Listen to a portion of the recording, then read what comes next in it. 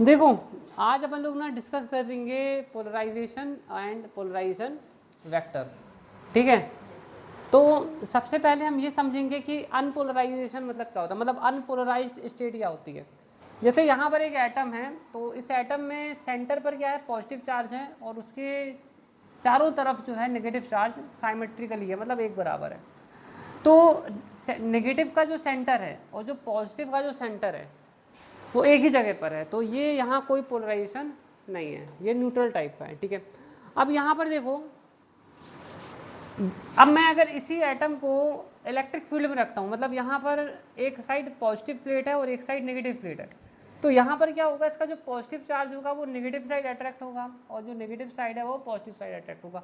तो जो molecules spherical दिख रहा था, जो भी एटम था या मॉलिक्यूल था वो स्फेरिकल दिख रहा था, अब वो कैसे दिख रहा है, एलिप्टिकल दिख रहा है ना, ऑब्यूल शेप में आज दिख रहा है। तो ये यहाँ पर पॉजिटिव और नेगेटिव के बीच में, पॉजिटिव का सेंटर और नेगेटिव का सेंटर, नेगेटिव का सेंटर और पॉजिटिव का सेंटर क्या है, दोनों अब दूर दूर हो गए, जिसके कारण यहाँ पर क्या आ गया है, डाइपोल मोमेंट आ गया। अब यहाँ पर देखो डाइपोल मोमेंट क्या होता है, जो डाइपोल होता है वो होता है डाई प्लस पोल, मतलब डाई मतलब होता है दो, पोल मतलब होता है प्लस या माइनस। तो तुम लोग देखोगे कि जब दो चार्ज अपोजिट चार्जेस कुछ डिस्टेंस पर होते हैं, डी डिस्टेंस पर, तो वहाँ पर कुछ डाइपोल मोमेंट बनता है, उसका फॉर्मूला होता है Q इंटू डी, मतलब चार्ज इंटू डिस्प्लेसमेंट, उनके बीच का जितना डिस्टेंस है, ठीक है, तो इसे हम डाइपोल कहते हैं। तो सेम यहाँ पर भी होता है कि यहाँ पर भी कुछ डिस्टेंस आ गया। अब यहाँ देखो हमारे पास एक पैरेलल प्लेट कैपेसिटर है, इस वाली प्लेट को प्लस से कनेक्ट किया है, इस वाली प्लेट को बैटरी के माइनस से कनेक्ट किया है, तो ये वाली प्लेट पूरी पॉजिटिव हो गई है, ये वाली प्लेट पूरी नेगेटिव हो गई है। अब बीच में क्या है, डाइलेक्ट्रिक रखा है, डाइलेक्ट्रिक के अंदर जितने भी मॉलिक्यूल्स हैं, है ना, अब वो सभी मॉलिक्यूल्स क्या हो जाएंगे, पोलराइज हो जाएंगे, है ना, क्योंकि इलेक्ट्रिक फील्ड है यहाँ पर। अब क्योंकि यहाँ पर इलेक्ट्रिक फील्ड है तो यहाँ पर क्या होता है, वही होता है जैसे यहाँ पर हुआ था, एक साइड नेगेटिव हो जाएगा, दूसरी तरफ क्या हो जाएगा, पॉजिटिव हो जाएगा, है ना। ऐसे ही यहाँ पर सारे जितने भी मॉलिक्यूल्स हैं सभी इस प्रकार से हो जाएंगे, तो एक साइड नेगेटिव आ जाएगा, एक साइड पॉजिटिव हो जाएगा, एक साइड नेगेटिव एक साइड पॉजिटिव। तो इससे होता क्या है कि एक साइड पूरा का पूरा नेगेटिव हो जाएगा और एक साइड डाइलेक्ट्रिक के अंदर पूरा का पूरा पॉजिटिव हो जाएगा, जैसे कि मैंने इसको यहाँ पर बताया है। आप यहाँ पर देख सकते हो कि एक साइड पूरा नेगेटिव हो गया और एक साइड क्या हो गया है, पॉजिटिव हो गया। तो ये जो पूरा का पूरा डाइलेक्ट्रिक है, ये पूरा का पूरा डाइलेक्ट्रिक ही क्या हो गया है, पोलराइज हो गया है ना। पहले तो सिंगल एटम्स हुए पोलराइज और फिर क्या हो गया, पूरा का पूरा डाइलेक्ट्रिक ही पोलराइज हो गया। हम जब पूरे डाइलेक्ट्रिक के पोलराइजेशन की बात करते हैं तब आता है पोलराइजेशन वेक्टर। पोलराइजेशन क्या होता है, ये होता है कि जो डाइलेक्ट्रिक था उसमें एक तरफ क्या हो गया, पॉजिटिव हो गया और एक तरफ क्या हो गया, नेगेटिव हो गया, इसको पोलराइजेशन कहते हैं। पहले तो नहीं था, जब इलेक्ट्रिक फील्ड नहीं लगाया था तब तो न्यूट्रल टाइप का था, है ना, बट अब क्या हो गया, एक तरफ पॉजिटिव बन गया और एक तरफ क्या हो गया, नेगेटिव बन गया, इसी को एक्चुअली में पोलराइजेशन कहते हैं। और यहाँ पर एक वेक्टर बन रहा है ना, प्लस एक साइड प्लस है और एक साइड माइनस है, तो यहाँ पर एक वेक्टर है नेगेटिव से पॉजिटिव की तरफ, है ना, उस वेक्टर को हम क्या कहते हैं, पोलराइजेशन वेक्टर कहते हैं। और वो वेक्टर क्या होता है भी बता दूंगा मैं आपको, ठीक है। यहाँ पर चलो अब यहाँ पर आते हैं, ठीक है। तो जब हम किसी भी एटम को इलेक्ट्रिक फील्ड में रखते हैं तो एक तरफ उस एटम का नेगेटिव सेंटर आ जाता है और एक तरफ क्या हो जाता है, पॉजिटिव सेंटर आ जाता है, मतलब न्यूक्लियस इस तरफ शिफ्ट हो जाता है और इलेक्ट्रॉन्स इस तरफ शिफ्ट हो जाते हैं, जिसके कारण यहाँ पर क्या होता है, इस टाइप का कुछ बन जाता है, एक साइड पॉजिटिव चार्ज एक साइड नेगेटिव चार्ज, उनके बीच में डिस्टेंस। तो इस यहाँ पर जो डाइपोल मोमेंट इंड्यूस हो रहा है इलेक्ट्रिक फील्ड के कारण, उसे क्या कहते हैं, इंड्यूस्ड डाइपोल मोमेंट कहते हैं, ठीक है, उसे क्या कहते हैं, इंड्यूस्ड डाइपोल मोमेंट कहते हैं, क्योंकि ये इंड्यूस हुआ है, पहले नहीं था, अभी ये क्रिएट हो गया है, on the spot electric field के कारण क्रिएट हो गया। अब यहाँ पर देखो, तो जो इंड्यूस्ड डाइपोल मोमेंट होता है वो इस बात पे डिपेंड करता है कि कितना इलेक्ट्रिक फील्ड हमने लगाया था। हम जितना ज़्यादा इलेक्ट्रिक फील्ड यहाँ पर लगाते हैं उतना ही ज़्यादा डाइपोल मोमेंट क्रिएट होता है। तो किसी एक एटम के अंदर जो इंड्यूस्ड डाइपोल मोमेंट होता है वो किस बात पे डिपेंड करता है, कितना ज़्यादा इलेक्ट्रिक फील्ड अप्लाई किया गया है ना, कितना ज़्यादा इलेक्ट्रिक फील्ड हमने अप्लाई किया उस पर डिपेंड करता है। जब इस प्रोपोर्शनैलिटी को हटाते हैं तो यहाँ पर क्या जाता है, अल्फ़ा, क्या जाता है, अल्फ़ा, और इस अल्फ़ा को कहते हैं मॉलिक्यूलर पोलराइजेबिलिटी, ठीक है।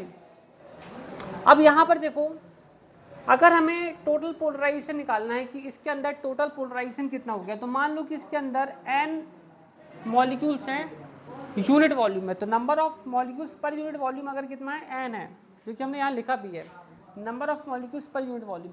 तो एक यूनिट वॉल्यूम पर कितना पोलराइजेशन आएगा, n टाइम्स पी इन। ठीक है, ये तो बहुत इजी है कि इसके अंदर हमें पता करना है कि कितना पोलराइजेशन आया है। तो इसके अंदर जितने भी यूनिट वॉल्यूम के अंदर जितने भी मॉलिक्यूल्स है उसका सिंपली पी इन से मल्टीप्लाई कर दो तो टोटल पोलराइजेशन हमें मिल जाएगा। बहुत सिंपल है। अब यहाँ पर देखो क्या होता है, अगर अब मैं पोलराइजेशन वेक्टर की बात करता हूँ, है ना, तो अभी हम यहाँ पर ये जो क्वांटिटी आई है इसको, इसी को हम पोलराइजेशन वेक्टर कहते हैं। ठीक है, और यहाँ पर हम पी इन की क्या करेंगे, वैल्यू पुट कर देंगे इक्वेशन 1 से। ठीक है, ये समझ में आ गया तुम लोगों को, पी इन की हमने वैल्यू पुट कर दी है। ठीक है, अब यहाँ पर देखो एक बार फिर से देखना, ये हमारा पॉजिटिव प्लेट है, ये नेगेटिव प्लेट है, और बीच में क्या रखा है, डाइलेक्ट्रिक रखा है। डाइलेक्ट्रिक में एक तरफ नेगेटिव बन गया है, एक तरफ क्या बन गया है, पॉजिटिव बन गया। अगर हम 3 डायमेंशन में देखें तो ये कुछ इस टाइप का दिखेगा। डाइलेक्ट्रिक आपको इस टाइप से दिखेगा, अंदर क्यूब फॉर्म में रखा है, क्यूबॉइड फॉर्म में, उसके सामने एक नेगेटिव प्लेट रखी है, यहाँ पर एक पॉजिटिव प्लेट रखी हुई है। ठीक है, समझ में आ रहा है। यहाँ पर नेगेटिव था तो इसके सामने क्या हो गया, प्लस चार्ज आ गया था, और इस साइड पॉजिटिव था तो इस साइड क्या हो गया, नेगेटिव चार्जेस आ गए। ठीक है, तो यहाँ पर जो पॉजिटिव चार्ज आ गया एक सरफेस के ऊपर, वहाँ पर बन जाती है सरफेस चार्ज डेंसिटी। ठीक है, उसको हम क्या कहते हैं, सिग्मा पी। ठीक है, और अगर हमें यहाँ पर पता लगाना है कि सरफेस पर कितने चार्जेस हैं तो सरफेस चार्ज डेंसिटी को उसके एरिया से मल्टीप्लाई करना पड़ेगा। इस साइड का जो एरिया है, मान लो अगर ए है, तो अगर हम सिग्मा पी को ए से मल्टीप्लाई करेंगे तो यहाँ का टोटल चार्ज हमें मिल जाएगा। अब हमें ये पता लगाना है कि यहाँ पोलराइजेशन वेक्टर कितना है।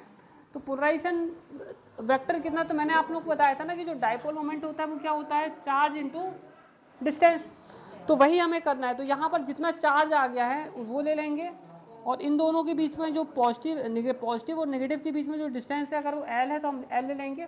और हम वॉल्यूम से इसलिए डिवाइड कर रहे हैं क्योंकि जो पोलराइजेशन वेक्टर है वो ये बताता है number of induce dipole moment per unit volume. तो यूनिट वॉल्यूम बहुत इंपॉर्टेंट है, इसलिए हमने यहाँ पर क्या कर दिया है, वॉल्यूम से डिवाइड कर दिया।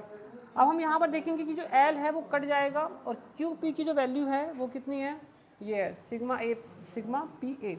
तो यहाँ से जो ए है वो भी क्या कर जाएगा, कट जाएगा। तो जिसके कारण हमें जो पोलराइजेशन वेक्टर है उसका मैग्नीट्यूड कितना मिल जाएगा, सिग्मा पी।